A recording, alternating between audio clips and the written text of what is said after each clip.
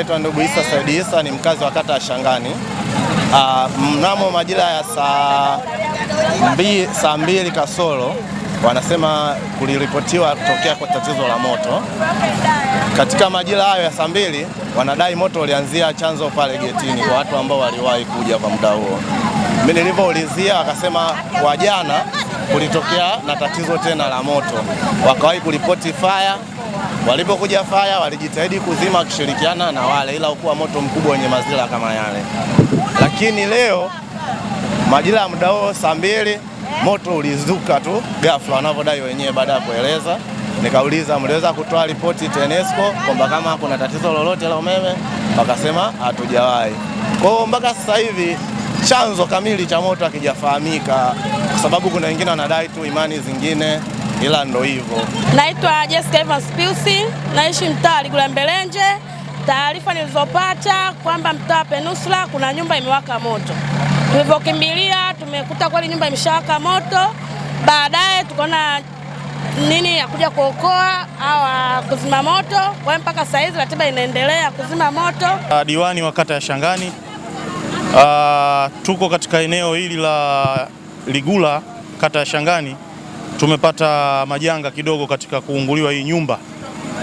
Ni nyumba ya mmiliki mzee maarufu hapa anaitwa Mzee Kulioi, lakini pia ni mzee ambaye hayupo kwa sasa. Kwa hiyo hapa sasa hivi kuna familia yake kwa maana ya mama na watoto wake. Tumepata taarifa hizi sisi kupitia mimi hasa mmiliki wa hii nyumba, mtoto wake ni rafiki yangu anaitwa Yusufu, kanipigia simu kwamba moto unawaka. Na hii itirafu ilianza tangu jana. Jana kulitokea itirafu kidogo moto kuwaka, lakini wakaja watu wa fire na majirani na wananchi, tukawashukuru wakatusaidia moto ukazimwa. Lakini leo tena imetokea itirafu pale pale ambako jana inaonyesha umeme ulikuwa una shida. Wanasema tatizo labda ni umeme. Jina naitwa mrakibu msaidizi Ambrose Farid Ndunguru, ni afisa operation wa Jeshi la Zimamoto na Uokoaji mkoa wa Mtwara. Leo tumepata wito wa tukio la moto majira ya saa 2:38 usiku kwamba kuna moto wa nyumba ya makazi mtaa wa Ligula shule kata hii ya Shangani.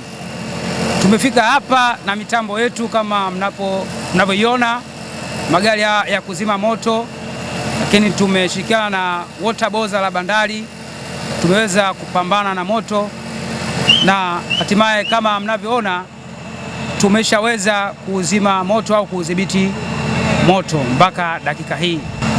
Katika hii ajali ya moto, chanzo bado hatujaweza kukibainisha, uchunguzi unaendelea.